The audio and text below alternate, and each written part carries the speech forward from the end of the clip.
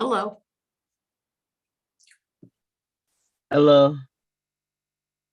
I want to thank you for taking the time to join this virtual info session hosted by Preserve South Cobb.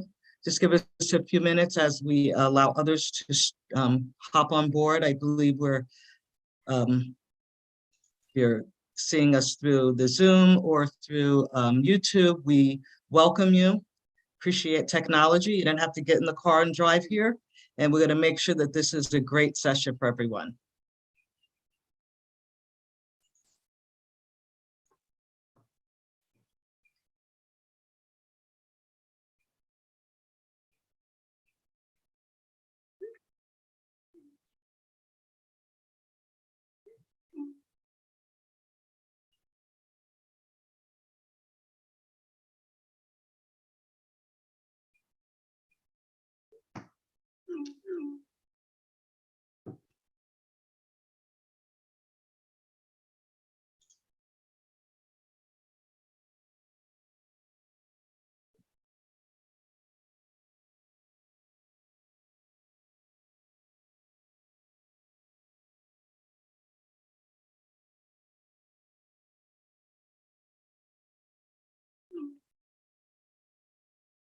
Okay, we're going to go ahead and get started since we seem to have the technology working. And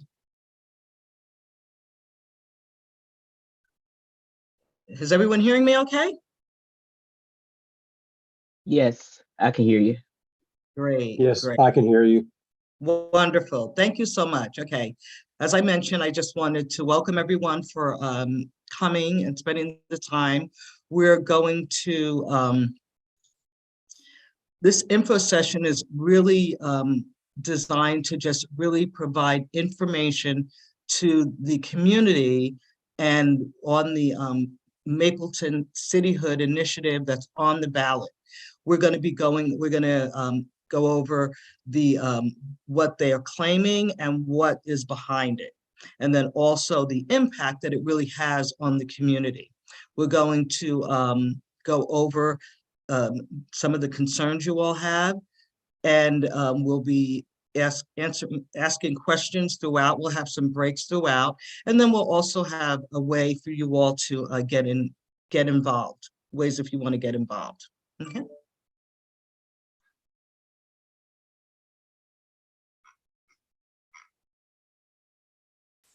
First, I want to just introduce ourselves. We are Preserve South Cobb is a nonpartisan group of volunteers. We're residents that live in the community that just kind of really band together to understand what this initiative was, what it means, and just really are concerned about preserving South Cobb and making sure that everyone is informed and that we understand what this means. I'm Deirdre White. I've been a resident of South Cobb for 8 years, and Christy Lynn is also a resident of South Cobb, and we are going to be presenting and sharing this presentation with you. And she's been a resident for over 15 years. The city charter was this, the bill is Bill 839, and it was sponsored by South Cobb Alliance, now known as Yes Mableton. They began this study sometime back in 2017, 2018. They had the idea of improving Mableton because they really weren't happy with what they were seeing in the non-development of the area. So some elected leaders and concerned citizens in the community got together and put together a study, a feasibility study, to see if it was possible to make Mableton a city. They did this, and they did it actually with for Mableton, which is a large community, but they also included unincorporated parts of Smyrna, Marietta, and Austell. Once they put this study together and got it passed in the legislature in spring of 2022, And it was passed and it got on the governor's desk and he signed it. So now it's up to us, the citizens in the community, to vote on this to see if we want to make Mapleton a city and be included in this initiative. And as it's on the ballot, it is House Bill number 839, and it reads as follows. It says, shall the act incorporating the city of Mapleton in Cobb County imposing term limits, prohibiting conflicts of interest, and creating community improvement districts be approved? Shall the act of improving the city of Mapleton in Cobb County? It's something of a run-on sentence, but we want you to know and be aware of what this is on the ballot prior to going in to the voting booth. So the language is a bit deceiving, but it's also, there's so much more that is involved in the cityhood. And that's actually what we're going to be going over with you today. So you understand that this is what's on the ballot, but what is actually involved is a lot more. And we're going to be going over that with you.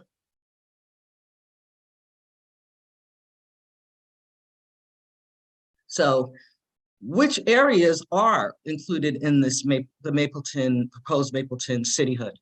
We've got areas in South Cobb, and they didn't propose just Mapleton. As I mentioned, they included unincorporated parts of Austell, Smyrna, and Marietta. And the proposed boundaries for this new city is going to cover over 78,000 citizens. And with that, in them putting this together and going through the town halls that they said they had, they consistently only listed the zip codes of Mapleton. They only included the zip codes of Mapleton and said other parcels.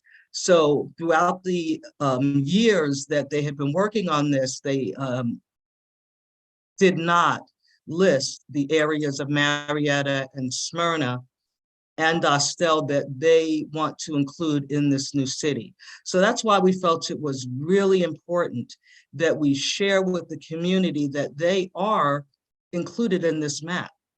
And that is on our website, and also you're able to actually go in and see on the map if you are included. And that's one of the initiatives that Preserve South Cobb has been working on to make sure we really, really get the word out and let people know and make them aware. Because if you're going according to what the South Cobb Alliance marketing material states, you would assume that it is only Mapleton. And that is why we're compelled to make sure that we let everyone know the affected communities.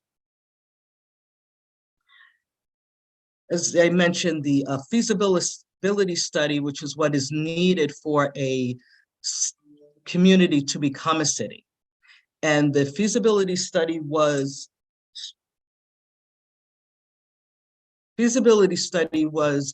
drafted and worked on in 2018 from, it was commissioned by the University of Georgia, and they did work on it and completed it in 2020.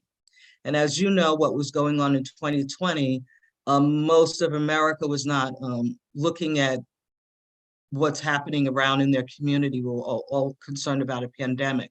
But as they worked on this feasibility study, they are actually working with 2017, 2018 numbers. And as we move into 2022, so much has changed. So being able to vote on a cityhood that is founded, and the foundation and the facts come from a feasibility study that is actually outdated and really doesn't have any budget and infrastructure to support the 78,000 residents that they will now be able to manage in the new cityhood. So that is one of the areas that we also want to make sure you all are aware of, and we're going to be going over that in a bit more detail, so you have a good understanding of how this happened and what it really means to you all. Do we have any questions from anyone in the audience right now?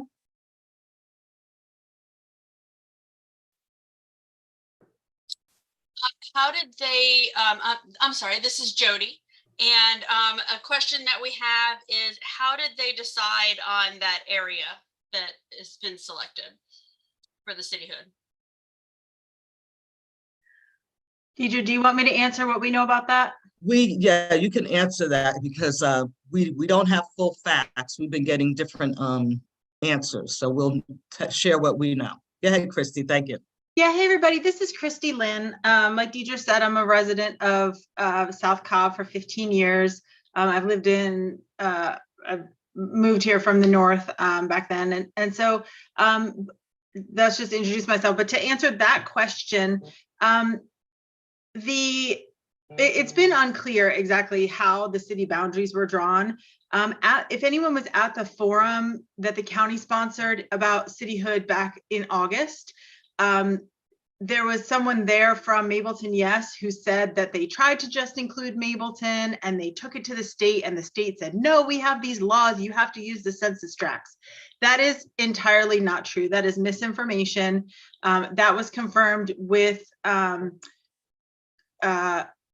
Representative David Wilkerson, but also it's just not true if you look at the map and you compare to census districts. So basically they use the census tracts as the reapportionment office is the thing that the office of the state that does this. And they basically start with that because that's like kind of how the software works, right? So you like click these blocks and then you can add or delete from it however you need, but there's no law that says you have to do that. And I also confirmed it by looking up what are the rules for starting a city in Georgia. And it's shocking how easy it is. You just need a feasibility study. And then there's a limit for how many people there are, how like a lower limit, how big the area is. And then that area has to already be something like 60% developed. But there's nothing in any law anywhere. And when we've asked them for clarification, they have not been able to tell us which law they're referring to that required this, the boundaries to be where they are. And so when I've asked around, it seems like the truth is that when they tried to use just Mableton, that it wasn't financially feasible to do so. And so they had to include these other areas so that the tax money that they could generate from both the additional residential and the commercial area along the east-west connector would make it financially feasible. So the map boundaries were drawn more, it seems, based on what would make it financially feasible rather than consideration of who exactly would benefit. You know, they didn't include the 78,000 people that they thought would benefit from cityhood. There's no evidence that was the primary consideration. Thank you, Christy. Thank you. We have one more question. Would a study from 2018 be outdated, and how would that apply now? It is outdated. And that is one of the questions that did come up during the forum at the on August 17th that Commissioner Sheffield did, and the Yes Mableton people were there to answer questions, and they really were not able to address the difference in the dollars. So it is an outdated study. It's also kind of the nature of these feasibility studies, right? It was required to start the bill. The bill started moving through the process in 2020. And by nature, when they're looking at the data, this organization is looking at financial data from previous years. And so by nature, they're always a few years outdated. But considering everything that's happened in the last 5 years, that raises real concerns about how financially feasible would the city really be? And so that's sort of, you know, it's not that they're being deceptive by using old data. This is the nature of how these things work. It's just that with it just the last couple of years have made things so unpredictable that it makes it harder to really know that the city would be feasible based on that data. Thank you for those questions. We're going to move on. So I'll be taking over the next section, and we're just kind of going to go through the claims that cityhood advocates are making, and we'll talk about each of the claims and see if we, you can decide for yourself if you think they're really realistic. So the first claim that's, Mableton, yes, is the pro cityhood group. They are an official ballot committee, just like we are. And which means that, we filed paperwork and we did all that stuff. So they are claiming same taxes, better services. So is the claim, first of all, of same taxes realistic? So first, it's important to understand how the city would be financed. Right now, the city is set up, or the feasibility study assumes that you would still pay your county taxes, and then the county would give a portion of your money, like basically allocate that money to the city to provide the limited services. And we'll talk about the services that they're saying would be provided later. So you wouldn't be paying, at least at first, directly to the city. So today I saw a claim online by someone saying that this is an opportunity for seniors to possibly save money. That is not based in anything in reality. That's not, seems to be misinformation based on everything that I've read. And so the claim is that the incorporation of Mableton is financially feasible and will significantly improve the quality of life of people in the area without raising taxes. So we'll talk about these next three topics that show that the reality is that cityhood will cost you more than you're paying now. So Lisa Cupid, there, as you know, were 3 other cityhood referendums in Cobb County that were rejected this year. And when these came up, she was interviewed in June of last year by Fresh Take Georgia, and she said, people want to create a city which is going to have to fund itself, so you're increasing taxes, we're increasing taxes. Guess what? Everybody's paying more taxes, and that's what we didn't want to do in the first place. And at that forum in August, when this question came up about the financial impacts, they were not able to promise. Of course they didn't want to say yes, we're raising taxes, or no, we're not going to, but this was talked about with the other cityhood referendums, and part of why the other cities rejected it, because it's not realistic. Everything points to the fact that the county would have to raise taxes to make up from the loss of revenue from that money that they'd have to allocate to the city. This is directly from the House bill that will be, you'll have your ballot question, but this is from the bill. It's a 90-page document, but it says that the city is allowed to set a millage rate, and they can do this by ordinance, which means we wouldn't vote on it. The city council by ordinance shall establish a millage rate for the city property tax. There's also some things about business tax, ad valorem, those things that are too complicated to get into. But the truth is they shall establish a millage rate. Now, at first they could set the millage rate at 0. But they are allowed to establish a millage rate by law. And one of the major concerns is that the city charter grants this home rule power. That means that if this passes, between election day and that 2-year transition period, the city can incorporate and almost, they can basically set it up and set the budget up and set the taxes however they want. It gives them home rule power. And that's not unusual for this. That's the nature of starting cities. And if you talk to your friends, maybe who were in the cities of South Fulton or Peachtree Corners, they experienced a big change between what they were promised and what actually got set up as their city. So there's this concern and this was shared by other cityhood movements in Cobb County, but there's this concern that approving cityhood could be a blank check. And then cityhood advocates are also saying, well, you've maybe seen this chart out there where they sit, and I know this chart is busy, we'll go through it, it's simpler than it looks. But they've shown this chart that says, well, look at these cities in the Atlanta metro area that have incorporated, they pay less taxes than the people in the county. And the reality is that those were not cities in Cobb County. So this chart, this graph here shows, this is from the Cobb County website. And this green line here is for if you just live in unincorporated Cobb County. So you pay these sort of categories of taxes, and then this is your total county rate. You don't pay anything to the city. So your total taxes are your millage rate is 30.38.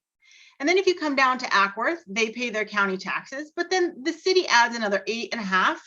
And so when you add it up, they pay 39.3. And you can do that for each of the incorporated cities in Cobb County that are circled here. And you can see that on average, first of all, there's no city in Cobb County that pays less taxes than the unincorporated area. And that the Cobb City average tax, that they pay a total on average of 36.3. So that's what we should, I think we can make an inference there about what it would cost to be incorporated. And then you don't have to believe me. You don't have to believe Lisa Cupid. What do the experts say? This was a comment about cityhood from this professor at Georgia State. And he said in an interview with 11 Alive, this quote, but in the end, he said, in general, scholars of these types of movements find that taxes go way, way up. And then there's this issue of franchise fees. So franchise fees are basically a rental of the right of way by utility companies. So, the city owns the right of way along the side of the road, and you're a power company, and you need to get your power from the substation where they make the power to someone's home, and you have to run those wires somewhere. So whether they're underground or on a pole, you need to run that along the right of way. And so right now, the county collects from cable providers, but that cost is passed on to you. And if you look at your cable bill, you'll see a line item for franchise fees. And that's basically the county charging the company, and they pass that on to you. Now in Georgia, only cities can collect franchise fees on electricity, gas, and landline telephones. And the utility companies will pass those new fees on to their customers. They're not going to suddenly have to pay this stuff and not pass it on to you. And the feasibility study estimates that the city would be financed in part by $4.6 million in franchise fees. And the feasibility study concludes that collection of electric franchise fees alone would result in an increase of approximately 2% of the electric bills of city customers. So even if they're saying same taxes, you will have new fees. And then there's this claim that, well, at least we'll have control over our tax dollars. Right now, we're just spending, we pay our taxes and that money gets spread all over the county. But the reality is that we would gain control of only 1.4% of the tax expenditure. The total county budget is $1.04 billion with a B dollars, but the city would allocate about $14.6 million to the city to provide services. So if this circle here is all of the money that Cobb County is spending in a year, this tiny slice here of 1.4% is what the city would actually control. So so basically, you have to decide for yourself. Is it realistic that we wouldn't have, that the taxes would stay the same? So are there any questions about the tax section? Or anything that we've covered thus far? We do not have any questions right now, but we do have a great comment that you are a rock star, and thank you for sharing all this knowledge. So just wanted to share that. Well, thank you well, if we don't have any questions, we'll move on because we are a smidge behind. But the next section is the densest. There's a lot of information, but hang in with me. We're going to get through it, and then there'll be a little break. So put your questions if you have them. So now we'll move on to, is the claim of better services realistic? So like we said, so you may have heard that the city's being pitched under a city light model. And that means that the city is going to take over only 4 main services. So code enforcement, zoning and planning, waste removal, sanitation, parks and rec. And then there will be a limited municipal court, which is basically for code violations. If people get to the level where they need to go to court, there'd be a limited part-time municipal court. But the main 4 services are these things. Everything else that you get from the government in Cobb County will still come from the county. Police, emergency, fire, all these things here. And so people make the claim, well, we'll have more representation because we'll have, right now, the county commissioner has to deal with 178,000 people, I think it is, and it's a lot of work for one person in their office. But the reality is that it's set up that we'd have a mayor and 6 city council people who could only respond to these issues, right? And the city charter specifies, so the law would be that their initial salaries would be $150,000. So we'd be paying city officials, and if you call them because police response is too low, there's potholes, there's litter, the library, you want the library hours to be changed. If you call your city official about anything other than these 4 things, they're going to tell you to call the county.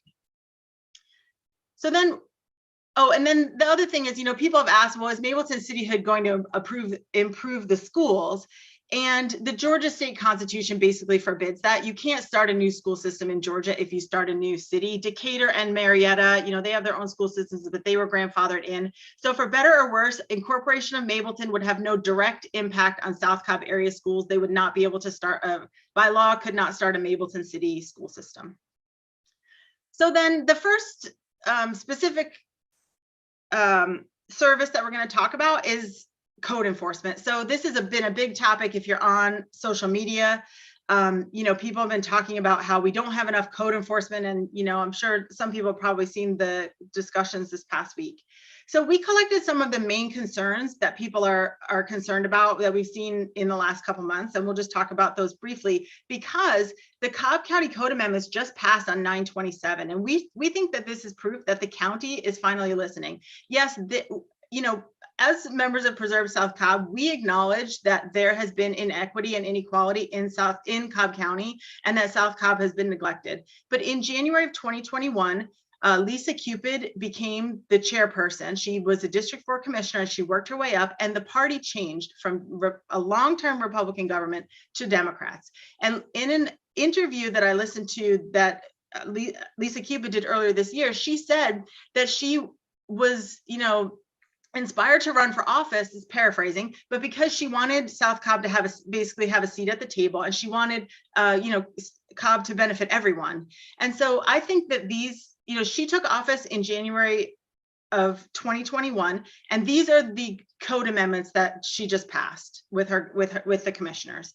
So for overgrown weeds, there now will be a rule that if you have a large property over 40,000 feet with a building within 75 feet, you have to mow your weeds. You can't have weeds growing up if you have a home, or you have to control your weeds. And we did not have a rule for this before. There were rules for certain properties, but this is a new rule. And then the issue of apartment buildings in disrepair has been a sad reality in South Cobb for a long time. There have been articles in AJC and such where there are slumlords who allow their apartment buildings to be in disrepair, and the county, believe it or not, did not have any program for those to be routinely inspected.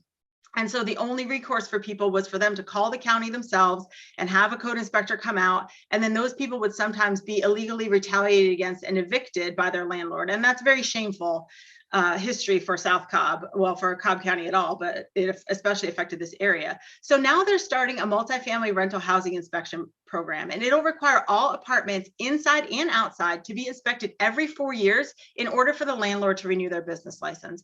And the terrific thing about this program is that it takes the burden off the county. The landlord will have to get a certified building inspector and show up with their inspection form to renew their business license. It's not a burden on the county to have to suddenly be inspecting all of these buildings.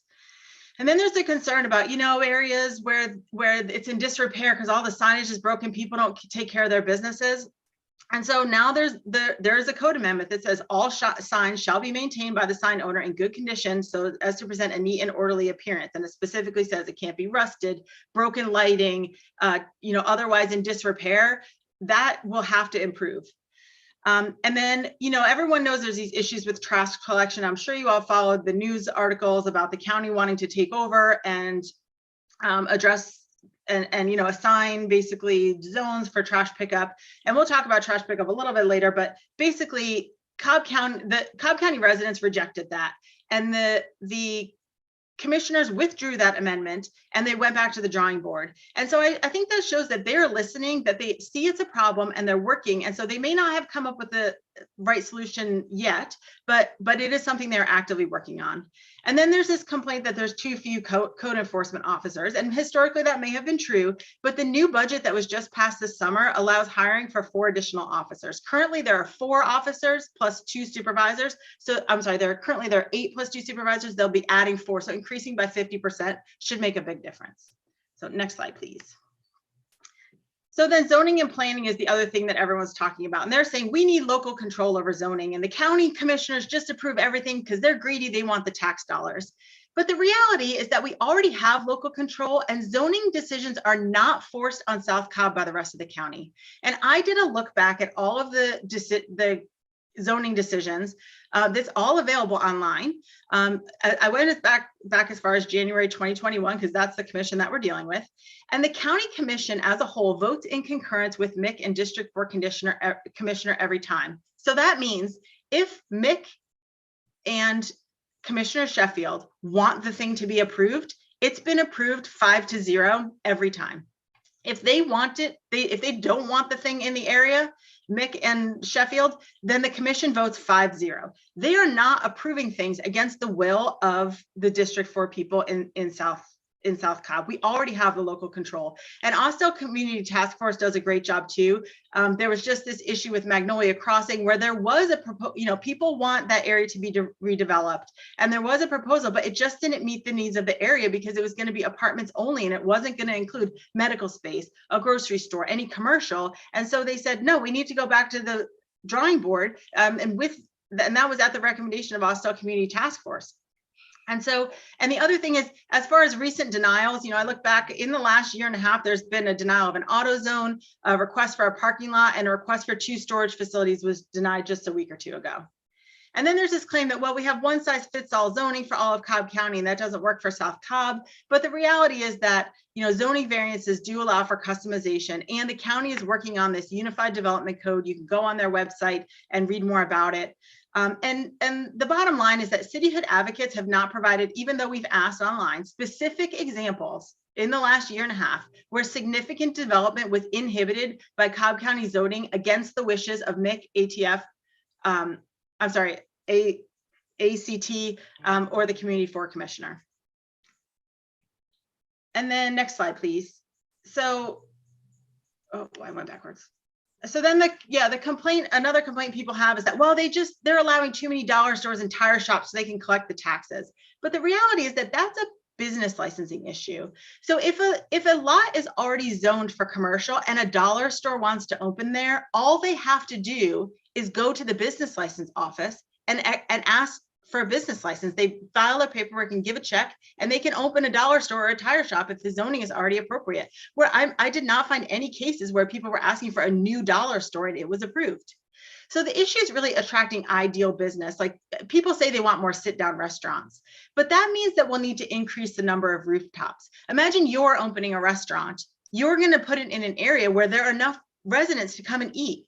And so that means that there would need to be an increase, likely need to be an increased housing density. And I'm certainly not here to tell anyone that apartments, condos, townhouses are always bad and we don't need them. But just understand that if you are voting for this bill because you want more sit-down restaurants, understand that that they have indicated that they're going to have to increase housing density.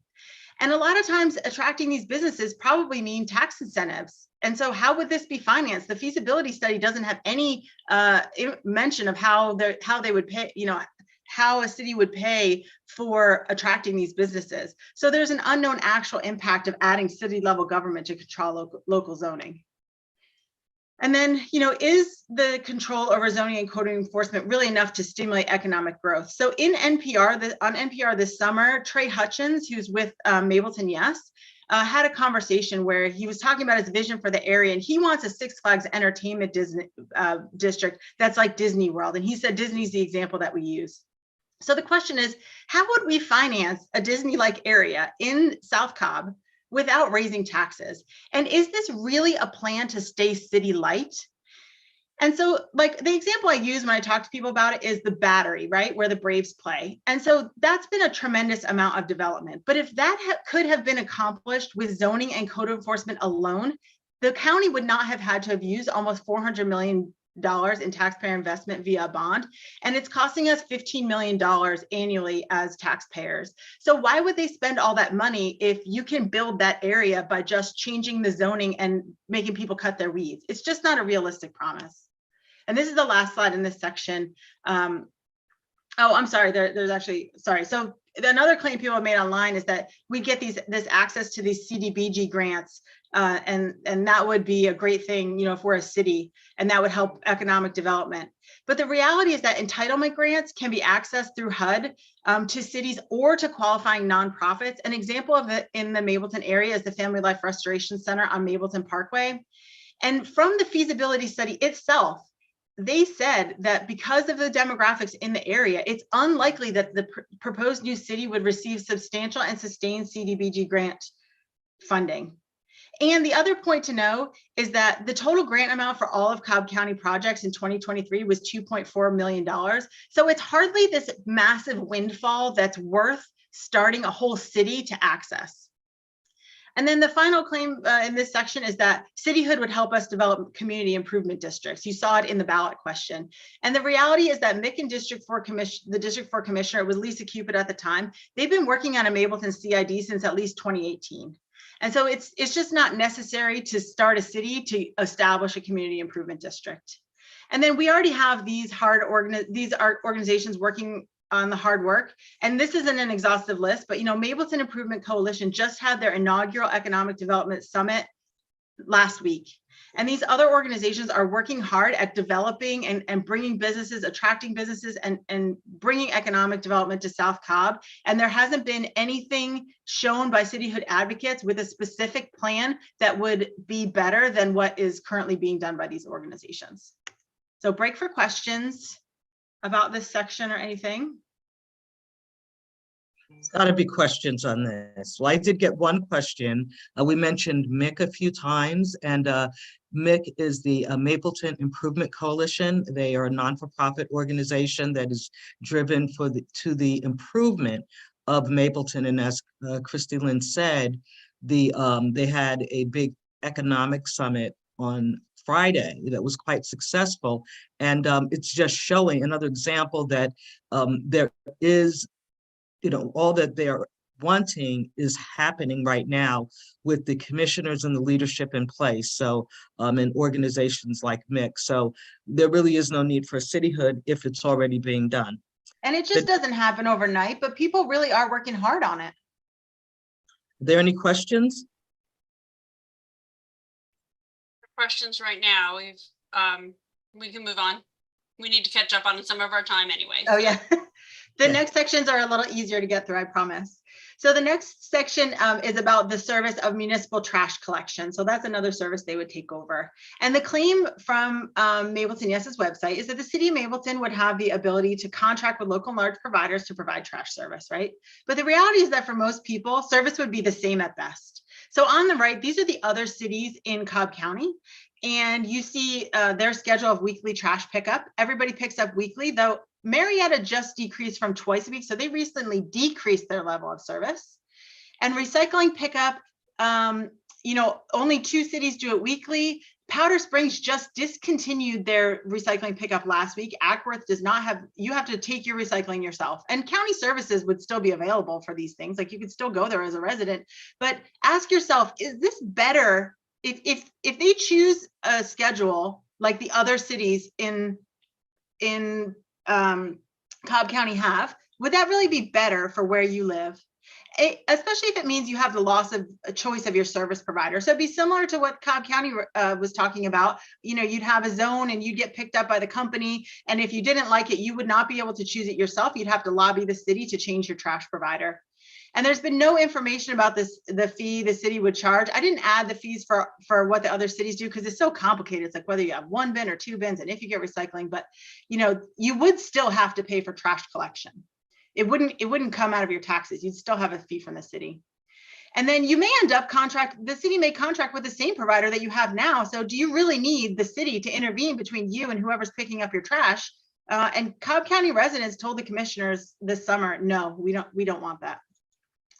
So then as far as Parks and Rec, the claim that they've made on Mableton Yes is, and in an article this weekend, I think there was an article in Cobb County Courier just today where William Wilson said that we need to revitalize the sports programs or something. You can read the article, but the claim is that at one time we had this thriving youth sports program. But the reality is these are the current youth sports programs by the county within the proposed city boundaries. So this doesn't even include everything that's available in Cobb County. These are just played at parks within the map: baseball, basketball, football, cheerleading, soccer, softball, and a track club. Now this one here, Hurt Road Park, this is across the street from the city limits, but I figured close enough that we could count it. But this also doesn't include things that are offered, like I said, in the rest of the county or by the school system. These are just things that are available in the park. So when they say it was at one time we had this thriving youth sports program, I would argue we still do. And then the other thought about taking over parks is that Mableton needs a sense of place. But the reality is that we have these Mableton-centric events available year-round. These are things that are in Mableton, mostly related to the Mabel House. So the concert series, I want to highlight the Harvest Festival that's this Saturday. It's being advertised all over, right? And then this year they're adding a very merry Mableton Christmas in the Square. Organizations are going to be able to submit different Christmas trees, and you'll be able to go walk around down there, and it'll be just like Christmas and other squares. So, and Taste of Mableton, like this Welcome to South Cobb Festival that we participated in last month. And the farmers market is hopefully returning in 2023. So I would argue we've already got a great sense of place. So there's just a couple of, the next slide, please. There's just a couple of other concerns that we've seen online that we want to address here. And one of them is missing infrastructure costs. So people have asked in comments or emailed us saying, you know, well what's going to happen? Are they going to have a city hall? And the claim made at the county forum when this was asked was that the city will rent office. Well, the feasibility study says they'd rent office space. That's what they based the assessment on, and then hold city council meetings in community centers.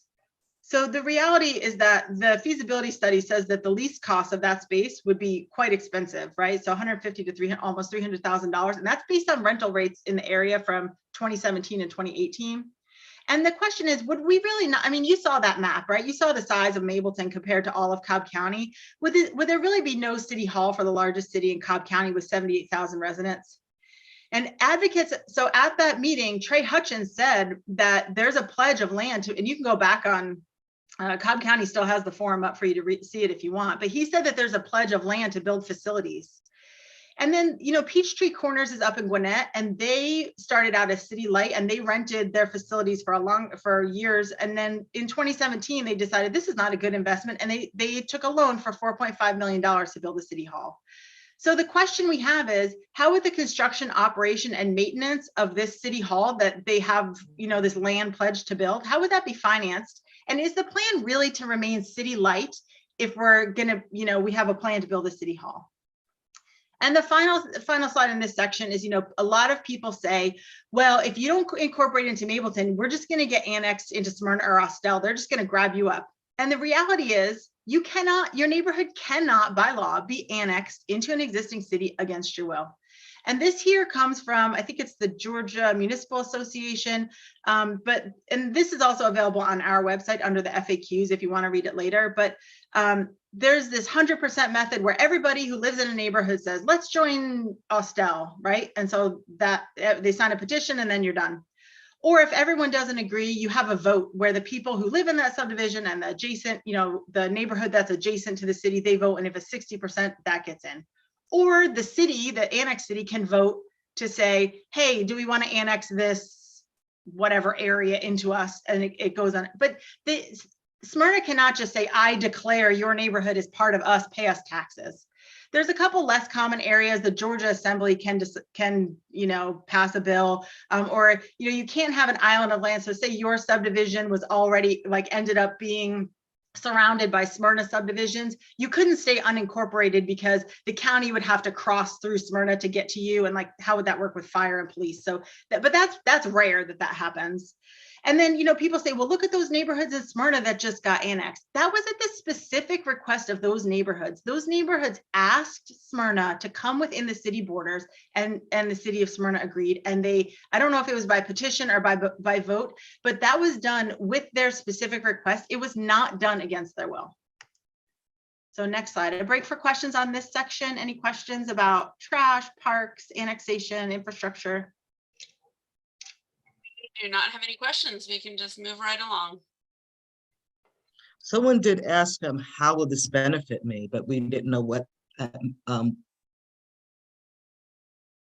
I mean, that is a great question. I mean, you have to ask yourself based on what they're offering.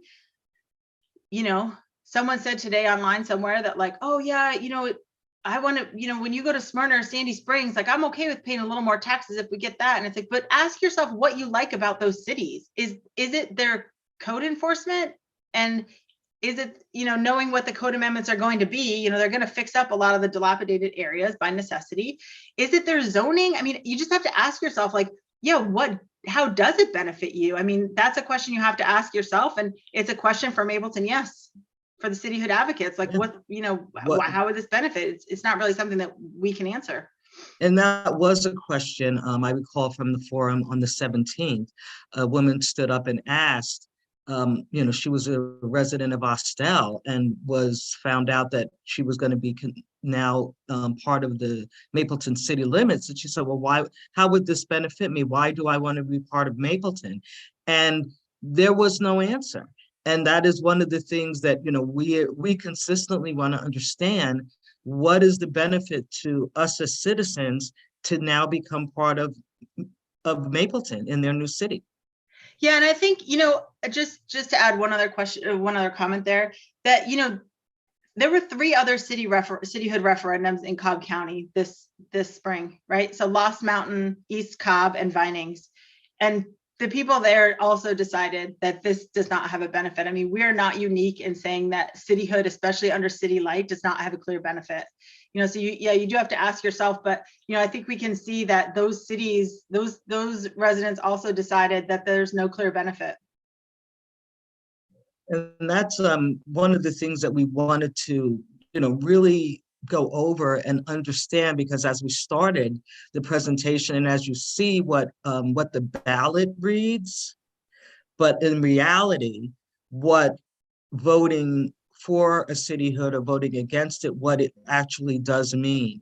And as you can see here, these are the reasons why to vote no. You want to, keep your taxes low, not have an increase in your taxes, and that's going to affect not everyone that's in this new proposed city, but people throughout Cobb County. Because at that forum, the finance director from Cobb County did say, he didn't answer to say, yes, we're going to raise taxes or no. He said, every year we review it and make a decision. And according to what has already been stated by the commissioner and the chairperson, is that taxes will likely go up. You will have franchise fees. They outlined that. As she said, the tape is on cobbcounty.org TV, so you could see the proponents of the city did go into detail how they're going to raise these franchise fees. So that means that electric and gas bills will go up. There are a lot of unknowns, so we're providing a blank check spending after election day, and there's no turning back. So if you vote yes, there's so many unknowns and so many areas where the proponents are able to increase spending at will, and then we're stuck. And the code amendment does address a lot of concerns for South Cobb residents, and we don't have answers. And to not have answers to vote on something prior to knowing, I would want to know. And I believe that we wanted to make sure that we share with you the reasons why to vote no. There are so many unanswered questions, and there's no reversing this. Once it's voted in, it's difficult to undo. And what we understand is that we see, the leadership is listening to the community. They are actively making changes, and we have to be patient and give them time. They only got in office in 2021.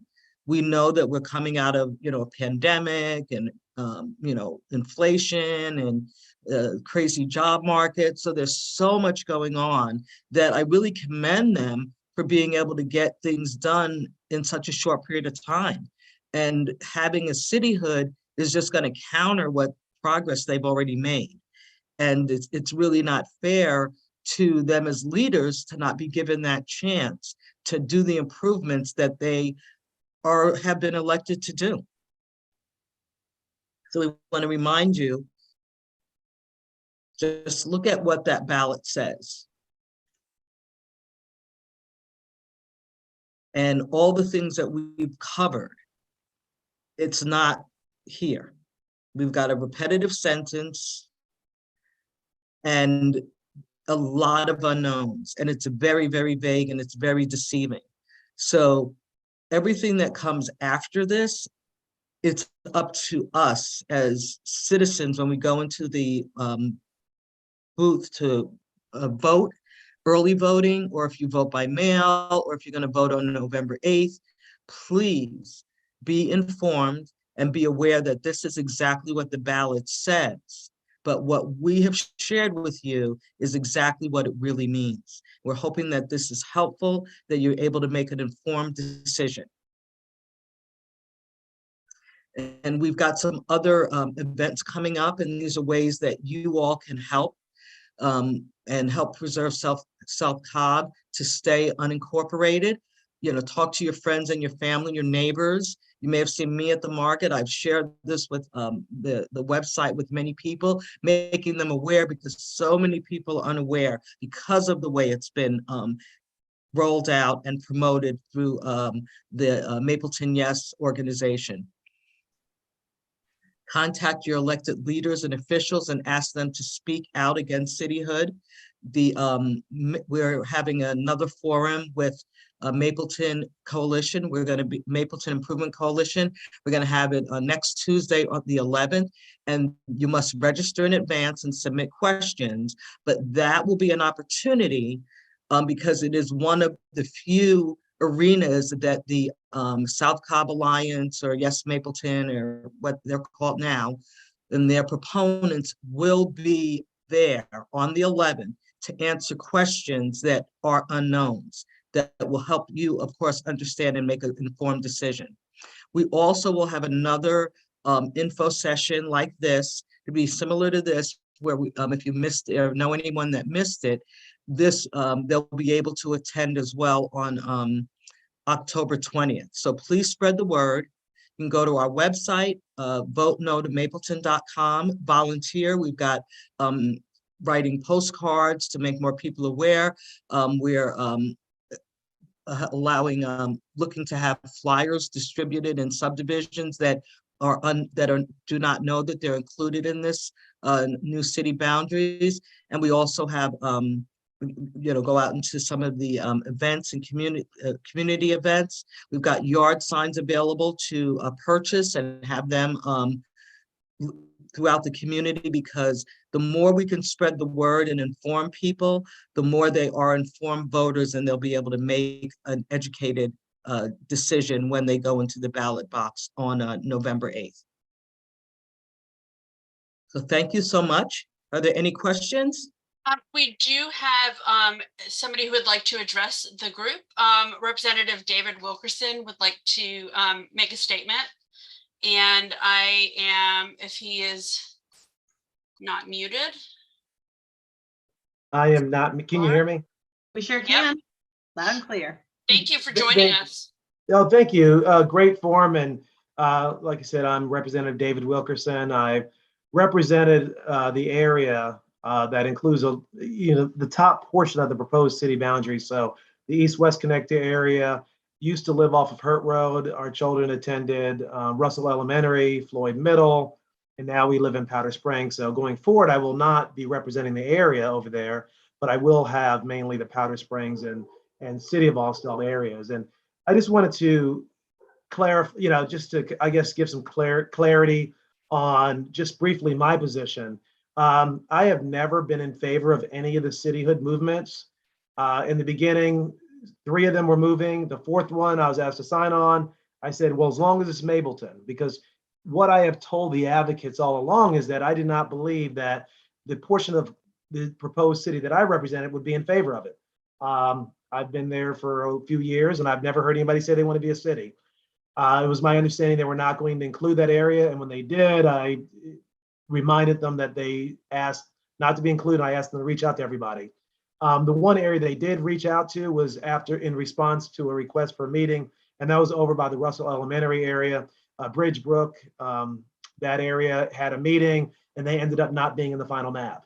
But nobody else was necessarily informed. So because of the confusion, I've decided to take a more active role in letting people know that I do not support the city. I don't think it's good for the county, and I don't think it's good for the residents. Your taxes will go up.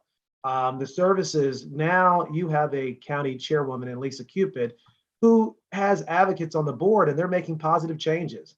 And so a $1 billion budget is a lot more than having a couple of million in new taxes. And so I just wanted to say that I'm here for any assistance, and I wanted to provide that clarity. If anybody wants to reach out to me, feel free to. I've got a ton of text messages where I've texted the advocates over the last year asking them to pull people out of the district, and they did not do it. So that's why I'm, just making sure that people are aware of my stance. But I want to thank you again. Great presentation, excellent information, and I look forward to you informing the community more. Thank you very much, Representative Wilkerson. We very much appreciate that. Thank you so much. Thank you. We do have a question from somebody. They want to know how to find the local representative to contact. Who would be a good contact? So Oh. what area are you in? Let me ask. I'll also add that I've asked for a comment from Representative Eric Allen's office, just to get more information, but I did find an article where he was quoted saying that he is also not in favor of this, that he considers the city light model more of a big HOA. It's like not taking over all of the city and getting all the benefits of a city. So I have reached out to his office to see if we can get a statement specifically about where he stands now. But that is what he has said about it in the press. I'm waiting to find out exactly what area she's in. Give me just a moment. Well, Okay. if the area is Near South it's- Cobb High School. Near South Cobb High School. That's the intersection. So if you are south of South Cobb High School, right immediately south, I have that little sliver of Mableton precinct, Mableton 01. If you go just a few streets over to the right, south of South Cobb High School, it would be Terry Cummings. So Terry Cummings is running for that seat now. It was Erica Thomas, and Terry Cummings has a general election opponent, but that's primarily it. And people can always call me as well. My phone number is everywhere, my cell phone, and I will just give it out at Give that to me, and I will put that in our chat for the people. I am directing people with the chat, so if you can give that to me, I will let people know right now. Are you ready? I'm ready. 770-891-9736. And that is my cell phone. And he answers Thank it. you. He answers it or he calls you back. Thank you. I That's tried. the kind of Thank you leadership very we much. like. But would that be Commissioner Sheffield's area as well? It was. So Commissioner Sheffield will represent District 4. So yes, that is her area. So And, this person asking said she is 4 blocks west of South Cobb High School. So it's possibly she's mine. Have her text me Have her and I call will you. get her. Yeah, have her call me and I'll make sure. Because if you go to my voter page, it should also tell you there, like at the state Secretary of State's website, my Oh, voter yes. page will give you the new districts. wonderful.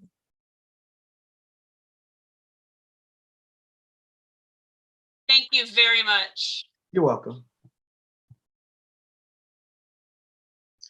This actually concludes our meeting, our info session. I hope that this was very informative.